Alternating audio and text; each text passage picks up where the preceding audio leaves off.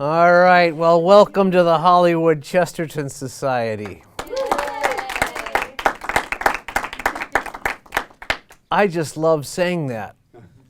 Hollywood Chesterton Society. Hollywood Chesterton Society. You are discussing the book Orthodoxy. I'm going to talk a little bit about chapter 3 tonight, but since you've already started Orthodoxy, there's no reason why I can't introduce the book again, right? Perfect. Yeah. It is truly one of the pillars of Chesterton's writings. It's such an essential book of Chesterton's to read. It is the trunk from which all the branches of Chesterton grow, because every other book you read somehow comes back to this book. And it's his interesting description of how he became a Christian. But what happens, especially for people who decide to start reading Chesterton with this book, they have the odd experience of underlining an entire book and then not having any idea what it was they just read. There's the story that Chesterton tells about the woman who goes to see Hamlet, and when she's walking out of the play afterwards, she says, "Well, it was nothing but quotations." And that's the problem with Orthodoxy. It seems like it's nothing but quotations. And some of Chesterton's greatest quotations come from this book. But so that's the first problem is you read it, you underline the entire book, and you have no idea what it was you just read. So you go back and you reread the book. That's when things get a little wonky, because you've obviously read this book before. You have the evidence. You can see that you've underlined it. And yet somebody has gone in there and rewritten the book since the first time you read it. So you're reading an entirely different book the second time you read it. So that throws you off too. But then the third time, when you come into it with a different colored pen or a different color highlighter, then it starts to gel. It starts to come together. You're able to work past all the show-stopping quotations and starting to see his arguments gel and come together in what it is he's trying to do. Because he says that it's not really a work of apologetics, even though it is, because he's explaining how he's able to defend the faith in a way that is absolutely reasonable and can work as reasonable arguments, but it's his own, what he calls his own slovenly autobiography, his elephantine adventures in pursuit of the obvious, he calls it. And of course he starts with that wonderful a parable of the guy who leaves England hoping to discover a foreign country, and his boat gets turned around, and he comes back to England thinking he's in this foreign country and plants the flag and is looking around at all these things that he's seen before as if he's seeing them for the first time, and has a new perspective on the whole world. Well, that's what happened to Chesterton himself. He thought he was going to go out and start this new faith, the perfect heresy, he said. And when he put the finishing touches on it, it turned out to be Orthodoxy. It turned out that someone had come up with this religion about 1900 years before he came up with it. And the other interesting thing about his whole approach to Christianity is that he did not come to the faith from reading great defenses of Christianity and great Christian treatises. He came to Christianity by reading the attacks on Christianity. And it turned out that they didn't make sense. And so what happens in this book is he's trying to figure out, what is it about this thing that everyone hates it so much that they will contradict themselves and trip over themselves in order to attack it. And they attack it from all sides. Maybe that is the thing that is sane and the central thing, and everything else is off.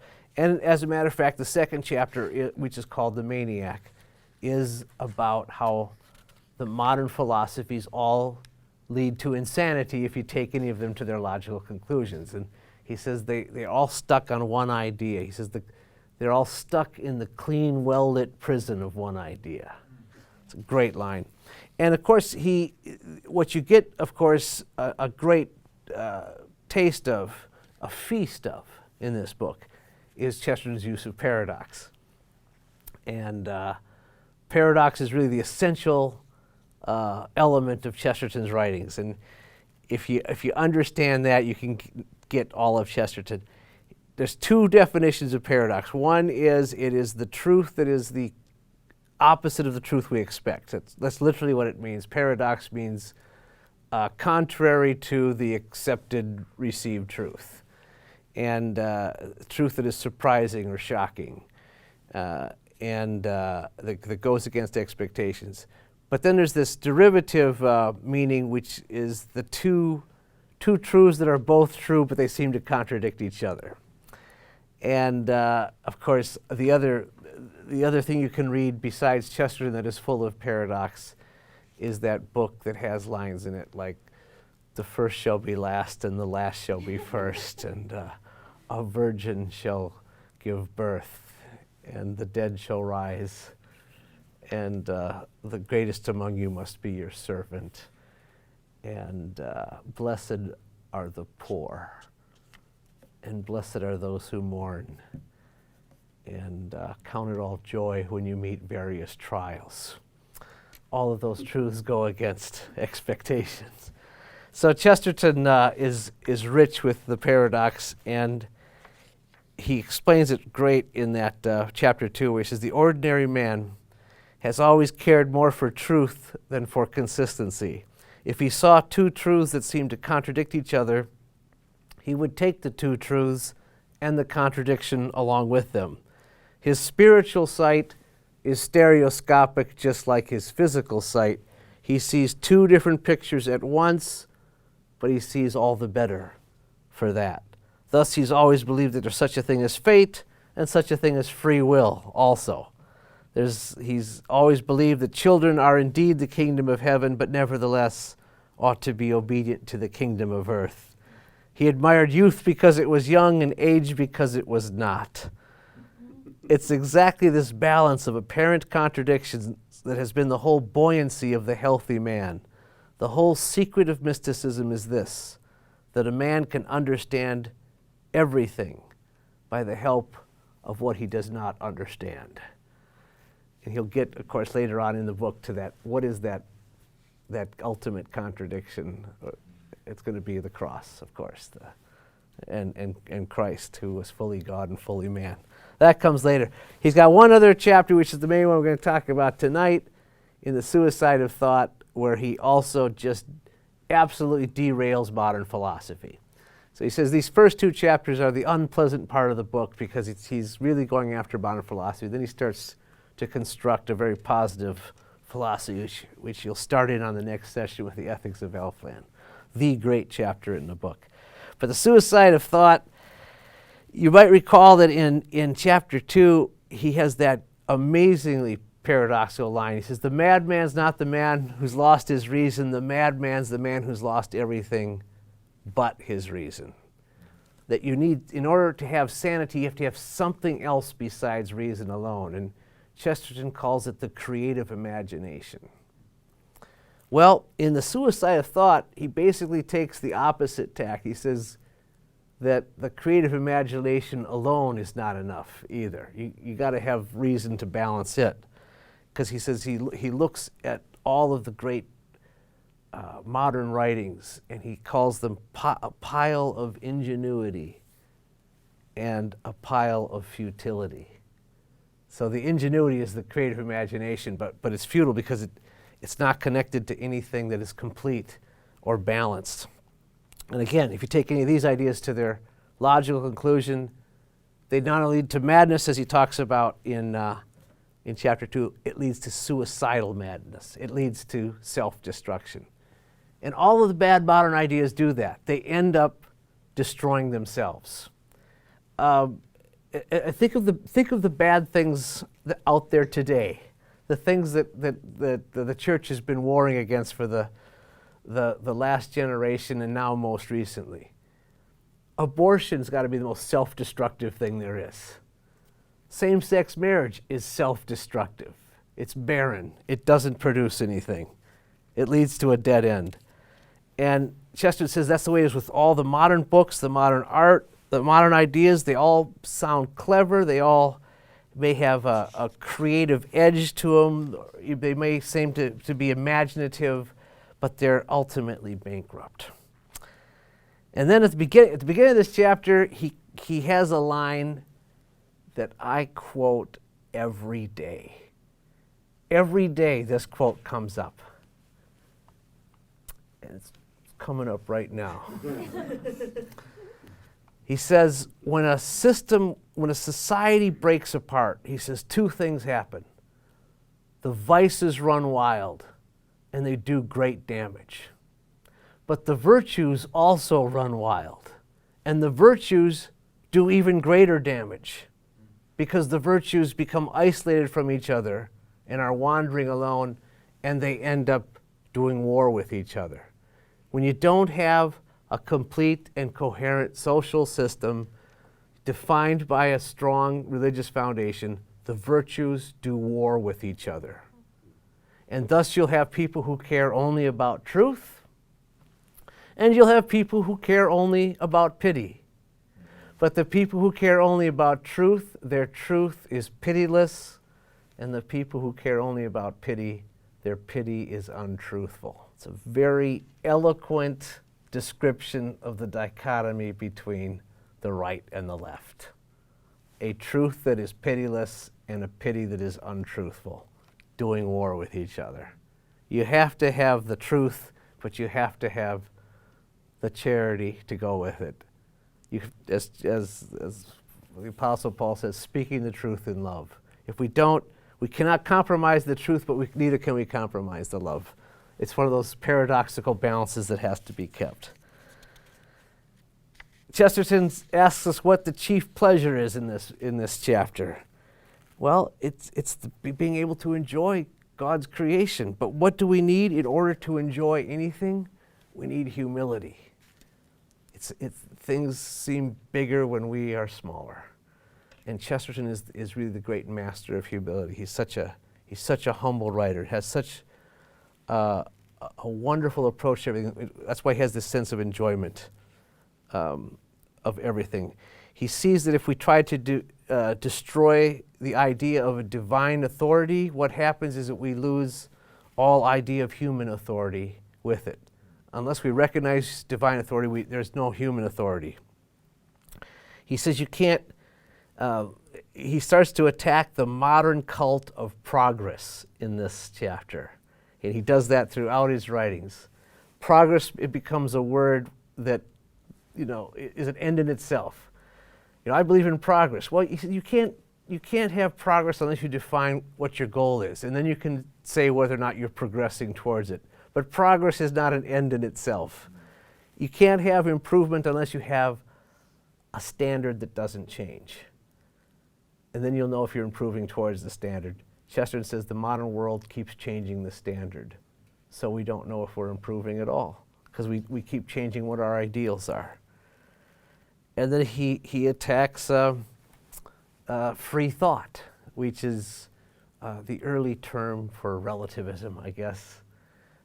Free thought, it was an inability to believe anything, inability to come to any conclusions, to admire mere choice rather than just choosing anything.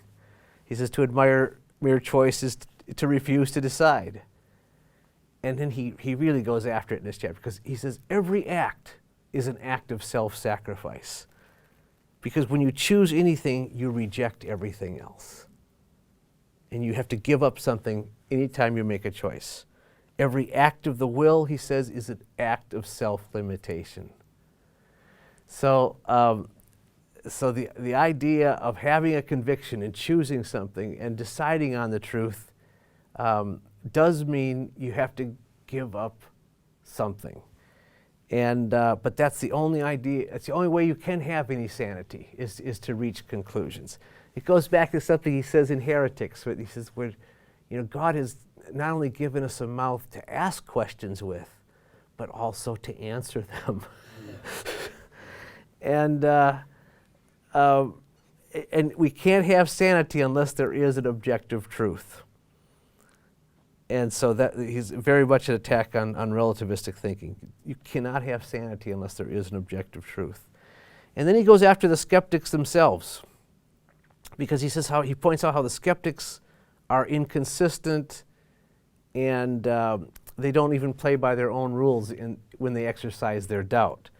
He says the new rebel is a skeptic who will not allow himself to believe anything, but that precludes him from being a credible critic of anything. All denunciation implies a moral doctrine of some kind. And the modern revolutionary doubts not only the institution he denounces, but he denounces the doctrine by which he denounces it. So you have to stand on something in order to exercise your doubts. And so that means you've accepted something.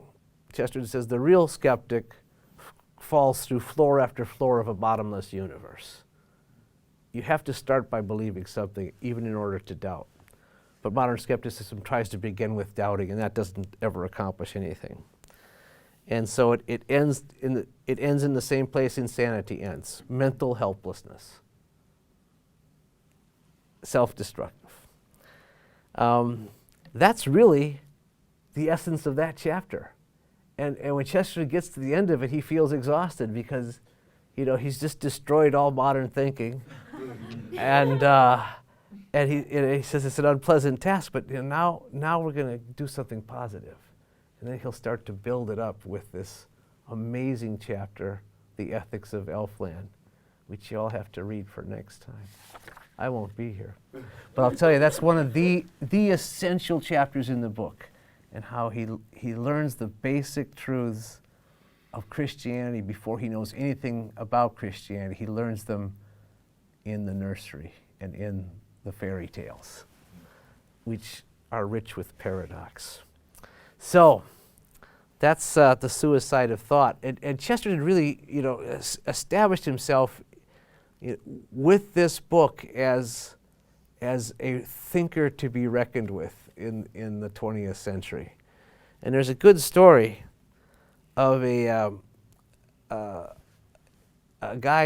young man who wrote his PhD dissertation in philosophy, and in the 1930s went to Chesterton and asked, because he wanted to get his dissertation published as a book, and he asked Chesterton if he would write the introduction to the book. And Chesterton said, well, I don't know anything about philosophy. And this young PhD student said, well, are you kidding? Your book, Orthodoxy, is one of the most important works of philosophy of our generation. Thousands of us have depended on this book. And Chesterton, said, well, we're both Catholic. I guess we think the same way, so I'll write the introduction to your book. And so he wrote the introduction to the first book ever written by Fulton Sheen. Yeah.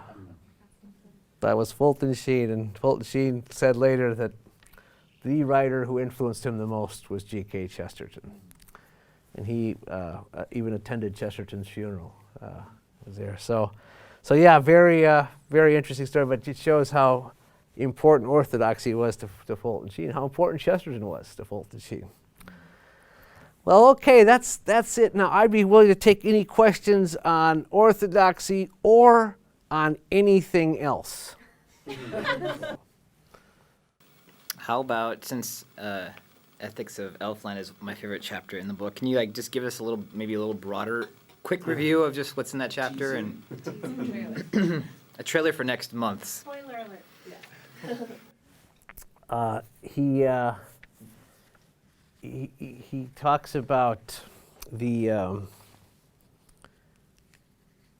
I mentioned the fairy tales, but the first thing that comes out is how he gives this great defense of democracy. It's one of the most eloquent defenses of democracy you'll ever read. Chesterton absolutely believes in democracy, which is why I'm so sad that Charles isn't here tonight.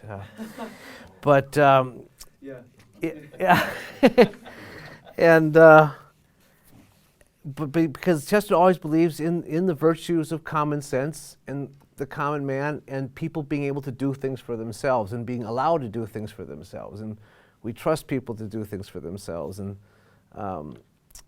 yet he doesn't understand why people who also believe in democracy somehow seem so opposed to tradition. And why there's this war between those who are believe in democracy and those who believe in tradition. He says because really those two things are connected. And he says tradition simply means giving a vote to the largest and most the most unrepresented group right now, our ancestors. Tradition is the democracy of the dead. And he says, so it means actually letting those who've come before us have a say and listening to their voice as well as the voice of those who merely happen to be walking about. And one of the ways we hear the voice of those who come before us is the stories that they've passed on. And the most basic stories that they've given to us are the ones we learn in the nursery. And those fairy tales that are repeated over and over again, because they each contain basic truths. And all the great Christian truths come out in the fairy tales. And of course, the paradoxes too. That the paradox of humility is in Cinderella, that the humble will be exalted. And the paradox of courage is in Jack the Giant Killer, that you have to be afraid in order to be brave. And then the great paradox of love is in Beauty and the Beast, that you have to love a thing first and then make it lovable afterwards. And so once he establishes the fairy tale, and then he starts calling this world of fairy tales Elfland. And there's something magic that happens in Elfland. And this is where you have to sit down and read, because he talks about how science works and what a scientific law is. And a scientific law does not mean what we call a scientific law is watching the same thing happen over and over again. But that's not really a law, because we can imagine that being broken, right? Or maybe it is the definition of a law is that it can be broken. We can picture, an apple falling from a tree, but we can also picture the apple not falling. And that would be breaking the scientific law. So what we call a scientific law is simply a repeated action that we've observed over and over again. What can't be broken is the true logic of 2 plus 2 is always going to equal 4. We can never imagine 2 plus 2 not equaling 4. And in Elfland, the same thing works. 2 plus 2 equals 4 in Elfland, but the apple may not fall from the tree sometimes, and the carriage may turn into a pumpkin, and there's certain magical things that happen, but there's still rules that have to be followed. And the rules that are followed in Elfland are the rules in order to be happy. You have to follow the rules in order to be happy. It's called the Doctrine of Conditional Joy. And if you obey the rules, you will be happy. If you don't obey the rules, things will go badly and go terribly wrong. And yes, you must be home by midnight or the carriage will turn into a pumpkin. You must not look at the prince or the castle will fall. You must not eat the apple or death will come into the world. And so he sees that these things are always true. And I've gone about halfway into it now, so there you go.